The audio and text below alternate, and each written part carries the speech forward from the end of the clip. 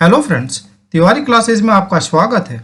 आज की इस वीडियो में हम इग्नू के बैचलर डिग्री प्रोग्राम के हिंदी विषय के ESD 4 का 11वां पाठ अर्थात मराठी भक्ति काव्य के इन टॉपिक्स को कवर करेंगे।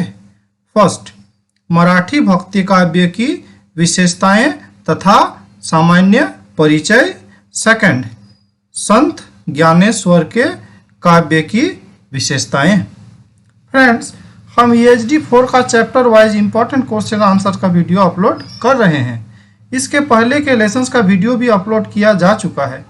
अगर आप उन वीडियोस को नहीं देखे हैं तो डिस्क्रिप्शन में लिंक दिया गया है, बेहतर होगा आप पहले उन वीडियोस को देख लें।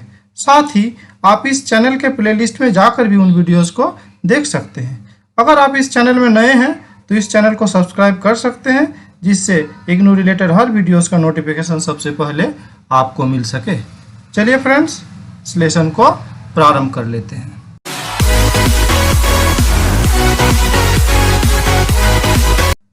प्रश्न, मराठी भक्ति साहित्य का परिचय दीजिए अथवा मराठी भक्ति साहित्य के विशेषताओं पर प्रकाश डालिए। देख लेते हैं इसका उत्तर। मध्यकाल में कई भारतीय भाषाओं के जैसे मराठी भक्ति साहित्य का भी विकास हुआ। ज्ञानेश्वर, नामदेव, तुकाराम, चोखा मेला जैसे संतों ने मराठी भक्ति साहित्य को शिखर तक पहुंचाया। भक्ति आंदोलन की ये विशेषता रही है कि प्राय कवि समाज के निम्न वर्ग से आए थे। तुकाराम वणिक थे और चोखा मेला भी निम्न जाति के ही थे। धार्मिक और सामाजिक उत्पीड़न के कारण ये कवि भक्ति आंदोलन में अधिक सक्रिय रहे। मनुष्य को बुनियादी अधिकारों से वंचित रखा जाता था। मंदिरों में प्रवेश नहीं था, शिक्षा प्राप्त करने का अधिकार नहीं था। ज्ञानेश्वर और नामदेव ने इन्हीं तत्वों को जनमानस तक पहुंचाने के लिए वारकरी संप्रदाय की स्थापना की। ये नाम इंपॉर्टेंट है, वारकरी संप्रदाय। वारकरी संप्रदाय में सभी जातियों के संतों का समावेश होने का यही कारण है कि इस संप्रदाय ने समानता, भातृत्व और स्वतंत्रता जैसे महत्वपूर्ण तत्वों को महत्व दिया। जाति व्यवस्था और जाति भेद को इन्होंने नहीं माना। स्त्रियों पर होने वाले अत्याचार, शूद्रों पर होने वाले अत्याचार को वे स्वयं भी देखे थे और झेले भी थे। इस संघर्ष में संत कवियों के साथ उत्पीड़ित बहुजन समाज, जिन्होंने सदियों से वर्ण व्यवस्था के कारण अवहेलना तथा अपमान झेला था, ईश्वर और भक्त के बीच कृत्रिम अंतर निर्माण करने वाली परंपराओं को हटाकर केवल शुद्ध मन से की गई भक्ति को ही माना गया। अर्थात जैसे कि सभी भाषाओं के धर्म आंदोलन में देखेंगे कि ये जो जाति व्यवस्था था या फिर जो वर्ण व्यवस्था था, इससे पीड़ित होकर लोगों ने धर्म का मार्ग अपनाया और मराठी भक्ति साहित्य में भी ऐसा ही हुआ। उन्होंने सगुण और निर्गुण को एक मानकर मूर्ति पूजा और मंदिर मस्जिद की आवश्यकता को भी नकारा है। उन्होंने भक्ति काव्य को केवल ईश्वर के साथ तादाद में स्थापित करने तक सीमित नहीं किया, बल्कि सामाजिक प्रश्नों के उत्तर के रूप में भी अपनाया। ज्ञानेश्वर, नामदेव, तुकाराम और चोखा मेला का भक्ति काव्य आज के संदर्भ में भी महत्वपूर्ण है। भक्ति के उदय के संबंध में ऐसा माना जाता है कि महाराष्ट्र में ईसा की प्रथम सदी में ही वासुदेव अर्थात कृष्ण की पूजा आरंभ हो चुकी थी। क्योंकि उस समय महाराष्ट्र में वैष्णव धर्म का प्रभाव अधिक था, अतः जैन और बौद्ध धर्म जन सामान्य को आकर्षित नहीं कर सके, किंतु उनके सत्य, अहिंसा, परोपकार, अपरिग्रह और समभाव को वैष्णवों ने भी अपना लिया। 9वीं शताब्दी तक आते आते संपूर्ण भारत में अनेक भक्ति संप्रदाय स्थापित हो चुके थे। दक्षिण भारत में बौद्ध धर्म और जैन धर्म के बाद नायनार, आलवार एवं लिंगायत भक्तों ने भी भक्ति का मार्ग प्रशस्त किया था। धीरे धीरे भक्ति की लहर अन्य प्रदेशों में भी पहुंच गई। चूंकि महाराष्ट्र उत्तर प्रदेश और दक्षिण भारत की मिलन भूमि है, अतः वहाँ वैष्णव भक्ति और शिव भक्ति का सम्मिलित रूप दिखाई देता है। अतः दोनों में अभेद स्थापित हो गया है। पंढरपुर में विट्ठल की मूर्ति के सिर पर शिवलिंग इसी तथ्य का साक्षी है। ईसा की 11वीं शताब्दी आते आते समाज में लोग वर्ण व्यवस्था के प्रति कट्टर हो चुके थे। वे बहुदरवाद एवं ढोंग कर्मकांड में विश्वास करने लगे थे। ब्राह्मण समाज में कर्मकांड, बौद्ध धर्म में हठ योग, शाक्त धर्म में बलि प्रथा का प्रचलन हो गया था। समाज को उचित मार्ग दिखाने वाला कोई नहीं था। विभिन्न धार्मिक विचारधाराओं के चलते भक्ति के अनेक संप्रदायों को स्थापना हुई, जिनमें प्रमुख संप्रदाय निम्नलिखित है। इन संप्रदायों का नाम याद रखना है। पहला नाथ संप्रदाय, दूसरा महानुभाव संप्रदाय और तीसरा सबसे महत्वपूर्ण वारकरी संप्रदाय, जिसका चर्चा थोड़ी देर पहले भी किया गया। तो पहला नाथ संप्रदाय। नाथ संप्रदाय की स्थापना गोरखनाथ ने की थी। इन्होंने हठयोग साधना और वैराग्य पर बल दिया था। इस संप्रदाय के प्रमुख कवि हैं मुकुंदराज, ज्ञानेश्वर, मुक्ताबाई आदि। इन कवियों की भाषा देसी मराठी थी। सर्वप्रथम इन कवियों के द्वारा ही समाज में फैली छुआछूत का विरोध किया गया, जिससे शूद्र, स्त्री, ऊंच नीच सभी जाति के लोगों को कृष्ण भक्ति का अधिकार प्राप्त हो गया। चूंकि नाथ संप्रदाय मूल रूप से शैव संप्रदाय था, अतः कृष्ण की सगुण भक्ति के अपनाने के बाद यहाँ हरिहर का ऐक्य स्थापित हो गया। हरिहर, हरि अर्थात कृष्ण और हर अर्थात शिव, हरिहर में ऐक्य स्थापित हो गया। इसके अतिरिक्त विट्ठल के रूप में कृष्ण की भक्ति यहाँ पहले से ही हो रही थी। इस कारण कृष्ण भक्ति का नया रूप और अधिक लोकप्रिय हुआ। अगला पॉइंट, महानुभाव संप्रदाय। महानुभाव संप्रदाय की स्थापना हरपाल देव के द्वारा 12वीं सदी में की गई। पहले वे जुआरी थे और जुआ में सब कुछ हार जाने के बाद उन्होंने पत्नी से गहने मांगे, किंतु उसने गहने देने से मना कर दिया। इससे इनके मन में वैराग्य उत्पन्न हो गया और ये विदर्भ देश जाकर गोविंद प्रभु के शिष्य हो गए। उन्होंने इनका नाम चंद्रधर रखा। उन्होंने वर्ण व्यवस्था, कर्मकांड, जाति प्रथा, बहुदेववाद का विरोध किया तथा एकेश्वरवाद का समर्थन किया। इनके संप्रदाय में अहिंसा, संन्यास, निसंग वृत्ति और भक्ति को सर्वाधिक महत्वपूर्ण माना गया है। अगला वारकरी संप्रदाय, जो महत्वपूर्ण है। महाराष्ट्र में वारकरी संप्रदाय के अनुयायी सबसे अधिक थे। इस संप्रदाय के मुख्य अनुयायी ज्ञानेश्वर, तुकाराम, नामदेव और एकनाथ है। इनमें से हमें ज्ञानेश्वर, तुकाराम और नामदेव के बारे में विस्तृत रूप से भी पढ़ना है। वारकरी शब्द का अर्थ है यात्री, किंतु पंथ के दृष्टिकोण से पंढरपुर के विट्ठल के उपासक एवं वर्ष में कम से कम 2 बार उनके दर्शन करने वाले को वारकरी कहा जाता है। विट्ठल भक्ति का प्रादुर्भाव लगभग ईसा की 6वीं शताब्दी में ही हो गया था, किंतु इसका प्रचार प्रसार 12वीं तथा 13वीं सदी में हुआ। ज्ञानेश्वर ने इस संप्रदाय को संगठित और प्रतिष्ठित किया।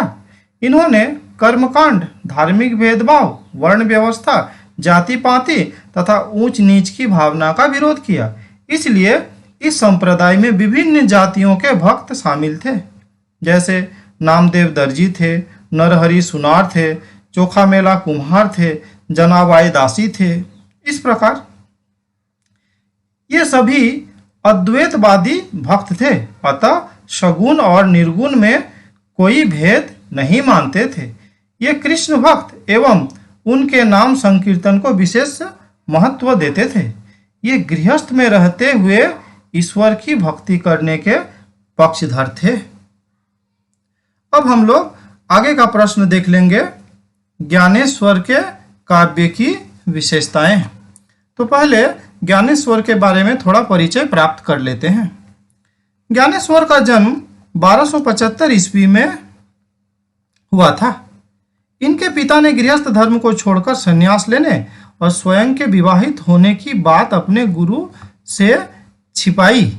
अतः बाद में सच्चाई का पता चलने पर गुरु ने उन्हें पुनः गृहस्थ बनाकर घर भेज दिया, किंतु सामाजिक नियम से सन्यासी गृहस्थ नहीं बन सकता था, अतः समाज ने उन्हें बहिष्कृत कर दिया। अतः वे अपने पत्नी के साथ इंद्रायणी नदी के किनारे एक झोपड़ी बनाकर रहने लगे। वहीं ज्ञानेश्वर का जन्म हुआ। ज्ञानेश्वर ने श्रीमद् भगवत गीता का मराठी भाषा में अनुवाद किया, जिनका नाम ज्ञानेश्वरी है। ये महत्वपूर्ण है। ज्ञानेश्वर इन्हीं के लिए प्रसिद्ध हुए। उन्होंने श्रीमद् भगवत गीता का मराठी में अनुवाद किया। अब देख लेते हैं ज्ञानेश्वर काव्य का सामाजिक पक्ष। पहला पॉइंट, धार्मिक बाह्याचार का विरोध। ज्ञानेश्वर के समय में छुआछूत, बाह्याडंबर, कर्मकांड, जाति पाति, वर्ण व्यवस्था अपनी चरम सीमा पर थी। अतः ज्ञानेश्वर ने इन सब का विरोध किया। वस्तुतः महाराष्ट्र में तत्कालीन भक्ति धारा अनेक संप्रदाय में बंट गई थी। वैदिक परंपरा में जटिल कर्मकांड तथा तांत्रिक आडंबर के कारण भक्ति करना दुष्कर हो गया था। बौद्ध धर्म ने तांत्रिक पंथ को जन्म दे दिया था। वैष्णव धर्म की राधा कृष्ण की भक्ति श्रृंगार और विलासिता में बदल गई थी। अतः ऐसे समय में ज्ञानेश्वर ने गृहस्थ धर्म को छोड़कर सन्यासी बनने का विरोध किया। उनके अनुसार ईश्वर की भक्ति के लिए तीर्थ भ्रमण, मूर्ति पूजा, यज्ञादि, कर्मकांड, बाह्याचार, एकांतवास, योग साधना आदि का कोई आवश्यकता नहीं है। वे अंधविश्वासों एवं पुस्तकीय ज्ञान में बिल्कुल विश्वास नहीं रखते थे। अगला पॉइंट, जाति प्रथा का विरोध। चूंकि सन्यासी की संतान होने के कारण ज्ञानेश्वर और उनके भाई बहनों को आजीवन अपना अपमानित एवं उपेक्षित जीवन जीना पड़ा। अतः उन्होंने वर्णाश्रम व्यवस्था, कर्मकांड, ऊंच नीच, जाति पाति, छुआछूत की भावना का विरोध किया। उनका मानना था कि ईश्वर की भक्ति के लिए वर्ण, जाति, कुल और व्यवस्था का कोई महत्व नहीं रखता। उसकी भक्ति स्त्री, शूद्र, चांडाल सभी कर सकते हैं, क्योंकि दैत्य पुत्र प्रहलाद भी तो अपनी भक्ति से ही ईश्वर का प्रिय बना था। ज्ञानेश्वर का दार्शनिक पक्ष।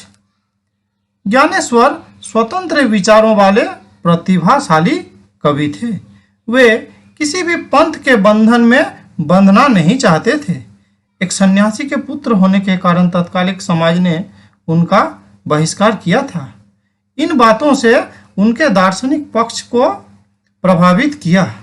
पहला जो पॉइंट है, निर्गुण निराकार ईश्वर में विश्वास। ज्ञानेश्वर को विश्वास था कि ईश्वर निर्गुण निराकार है। उनका कहना था प्रत्येक सजीव प्राणी में ईश्वर का निवास है।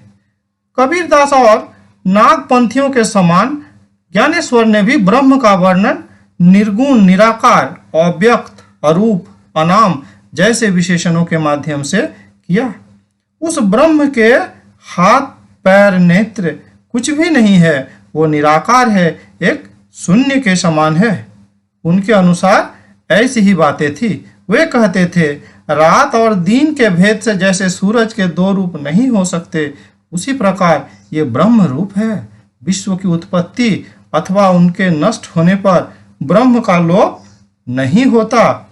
अगला पॉइंट, शास्त्र ज्ञान को चुनौती। ज्ञानेश्वर छोटी उम्र में ही शास्त्री और पंडितों की धर्म पुस्तकों पर आधारित कट्टरता से परिचित हो गए थे। सन्यासी पुत्र होने के कारण समाज द्वारा बहिष्कृत और अपमानपूर्ण लांछित जीवन वे भोग चुके थे। इस कारण धर्म पुस्तकों को पढ़ पढ़ कर केवल मिथ्या आडंबर और कुरीतियों के जाल फैलाने वाले पंडितों के प्रति ज्ञानेश्वर का बाल मन विद्रोह से भर गया था। अगला, ज्ञानेश्वर के भक्ति का स्वरूप। ज्ञानेश्वर निर्गुण ब्रह्म के उपासक थे। वे सिर्फ भक्ति को ही सर्वश्रेष्ठ मानते थे। कर्म से भी वे भक्ति को अधिक महत्व देते थे, परंतु कर्मों का त्याग करने के लिए नहीं कहते। ज्ञानेश्वर ने भक्ति को योग, कर्म और ज्ञान से श्रेष्ठ माना है, लेकिन भक्ति के लिए नाम स्मरण, कीर्तन जैसे सबसे सरल मार्ग का अनुसरण करते हैं। गुरु कृपा के महत्व को भी स्पष्ट करते हुए वे कहते हैं कि गुरु कृपा से ही उन्हें कृष्ण भक्ति की महिमा का ज्ञान हुआ। गुरु कृपा से ही भक्ति की संदूक खोली गई। सच्चे मन से भक्ति और ईश्वर के प्रति आत्मसमर्पण की भावना भक्तों के जीवन का लक्ष्य होना चाहिए। भक्ति के मार्ग में ऊंच नीच, छोटा बड़ा, स्त्री पुरुष के भेद को कोई स्थान नहीं होना चाहिए। नाम स्मरण के लिए न व्रत उपवास, न फल फूल पत्र को समर्पित करना जरूरी है और न ही स्वर्ण के अलंकारों से सजी मूर्तियों को रखने के लिए भव्य मंदिरों की आवश्यकता है। वे कहते हैं आगे, भक्ति के लिए किसी प्रकार का बंधन को स्वीकार करना नहीं चाहिए। उन्होंने वारकरी संप्रदाय के द्वारा समाज के सभी वर्णों का स्वागत किया। सभी जातियों वर्ण को निष्फल मानते हुए भक्ति को ही महत्वपूर्ण स्थान दिया। उन्होंने भक्ति को ईश्वर और भक्त के परस्पर प्रेम की अभिव्यक्ति माना है। इस प्रेम को निरंतर बढ़ने वाला, निर्गुण, निराकार, कामना की अपेक्षा न करने वाला और सूक्ष्म और स्थूल के बीच अंतर न करने वाला माना है। उनके लिए भक्ति ही प्रेम का दूसरा रूप है। प्रेम के आगे अन्य सभी बातें गौण हो जाती है। भौतिक जगत की कोई भी कठिनाई रास्ता नहीं रोक सकती। जातिवाद, वर्णवाद, ऊंच नीच, भेदभाव, स्त्री पुरुष, ब्राह्मण शूद्र का भेद इस प्रेममय भक्ति मार्ग में कोई बाधा नहीं डाल सकता। ज्ञानेश्वर की भक्ति में रहस्यवाद के तत्व भी मिलते हैं। उन्होंने अपनी आत्मानुभूति को अभिव्यक्त करने के लिए रहस्यवाद का सहारा लिया, लेकिन उन्होंने भक्ति की हठ प्रधान साधना को सरल, सहज बनाया और जनसाधारण तक पहुंचाने का प्रयास किया। ज्ञानेश्वर काव्य का शिल्प पक्ष। ज्ञानेश्वर से पहले धार्मिक ग्रंथों की रचना केवल संस्कृत भाषा में ही होती थी। संस्कृत को केवल ब्राह्मण जाति के लिए ही अध्ययन अध्यापन तक सीमित रखा गया था। इस पारंपरिक रूढ़ी रीतियों के कारण तत्कालीन जनसाधारण को संस्कृत भाषा में लिखे गए साहित्यों से विमुख होना पड़ा। ज्ञानेश्वर ने सर्वप्रथम इन बंधनों को तोड़कर ज्ञान के सागर को मराठी भाषा में लिखना शुरू किया। ज्ञानेश्वरी नामक ग्रंथ मराठी भाषा का प्रथम ग्रंथ माना जाता है। ज्ञानेश्वरी गीता का ही मराठी अनुवाद है। इस प्रकार मराठी को सर्वप्रथम साहित्य की भाषा के रूप में सम्मान देने का कार्य ज्ञानेश्वर ने ही किया। आज के वीडियो में इतना ही। इसके आगे के पार्ट का वीडियो बहुत जल्द अपलोड करेंगे। अगर आपको यह वीडियो अच्छा लगा तो लाइक शेयर कर सकते हैं। इस वीडियो में मेरे साथ बने रहने के लिए बहुत बहुत धन्यवाद।